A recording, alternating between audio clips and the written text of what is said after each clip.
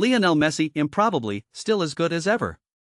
At 38 years old, in his sixth FIFA World Cup, Lionel Messi did something he had never done before at the tournament: scored a hat-trick. Against Algeria in Kansas City, the man who many thought had played his last World Cup match in Qatar 4 years ago put on a masterclass that left teammates, rivals, and even his own coach struggling to find the words. Argentina coach Lionel Scaloni was visibly emotional on the sideline as Messi trudged off the pitch, his number up, with his team already 3-0 ahead. Scaloni pulled him close, whispered words of gratitude in his ear, and by most accounts, was fighting back tears. Afterward, Scaloni told reporters, "We're still amazed by him even though we get to see him on a daily basis, and he's been the best for 20 years. He still pulls it off in every single match, and you don't have to be an Argentina fan to admire what he's done at age 38. Up in the commentary booth, former teammates Carlos Tevez and Sergio Aguero were literally bowing down. And the reaction didn't stop there. Erling Haaland, fresh off scoring twice himself for Norway, posted a selfie on Instagram from his team's flight back to their training base. "Messi is a madman." Xavi, another former Barcelona teammate, put it this way: "When you look at Leo, he hasn't changed. Physically, he's still the same, still fit. Look at the way his feet still move, that fast little shuffle. How is that possible?" With the hat-trick, Messi drew level with Miroslav Klose as the World Cup's all-time leading scorer. And for those keeping count, this was his 200th appearance for Argentina.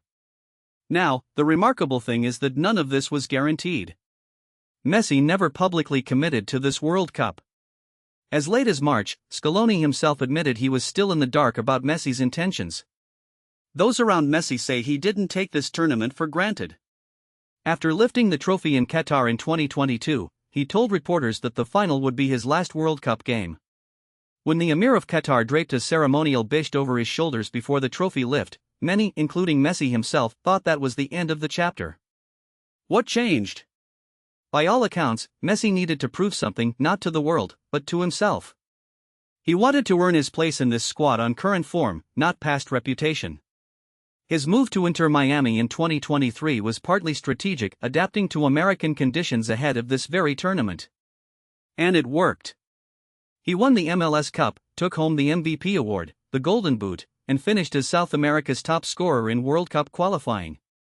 Within himself, he had his answer. He still had it.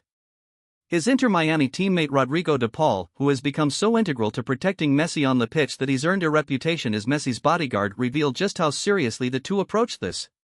"For the last 2 or 3 months, every day we've had a training plan beyond what we do for the club," de Paul said. "We're pushing ourselves to the limit so that, physically, we arrive in the best possible shape. We do double sessions with our trainer.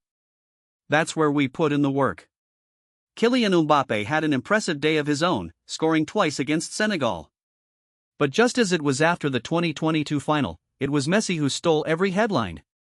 At an age when most elite footballers have long since retired, Lionel Messi is still rewriting the record books and somehow, impossibly, still looks like the best player on earth. I'm your host, and that's the story of the man who keeps defying time, one hat-trick at a time.